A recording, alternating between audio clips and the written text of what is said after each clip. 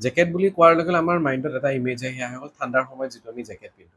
কিন্তু jacket, summer জেকেটো আজিকালি available আছে। মানে গৰমত নিজকে প্ৰটেক্ট কৰাৰ কাৰণে, ছানবাৰ্ণৰ পৰা প্ৰটেক্ট কৰাৰ কাৰণে ছামাৰ জেকেটো আছে। চ' কেতিয়াবা যদি হঠাৎ আপোনালোকে গৰম দিনত কোনোবা মানুহ এজন জেকেট পিন্ধি গৈ আছে, ত' মাইণ্ডত এনেকুৱা আহিব পাৰে যে এই গৰমতো কোনোবাই জেকেট পিন্ধি গৈ আছে নে, কেনেকুৱা পাগল মানুহ দেখোন। কিন্তু যদি আপুনি তেখেতৰ লগত গৈ কথা পাতে, তেতিয়া আপুনি গম পাব যে সেয়া ছামাৰ জেকেট হয়। মানে গৰম দিনত পিন্ধিব পাৰো জেকেট থাকে। তো কেতিয়াবা কি হয়, আমাৰ কিছুমান টপিকৰ ওপৰত নলেজ নাথাকাকৈ আমি মানুহক কমেণ্ট দি থাকোঁ। যেনেকুৱা ধৰক আজি ধৰক মই এক্সেছ বাৰৰ কথা নাজানো। এক্সেছ বাৰৰ বহুত ভাল ৰিজাল্ট মই শুনি আছোঁ, দেখি আছোঁ। তো মই যিটো বস্তু নাজানো তাত মই কমেণ্ট দিয়াটো কমপ্লিটলি ভুল হ'ব যে এক্সেছ বাৰ মিছা, এক্সেছ বাৰ ঠিক নহয়, এইবোৰ এনেই মিছা মিছি কৰি আছে। তো তাত মই কমেণ্ট দিব নোৱাৰোঁ।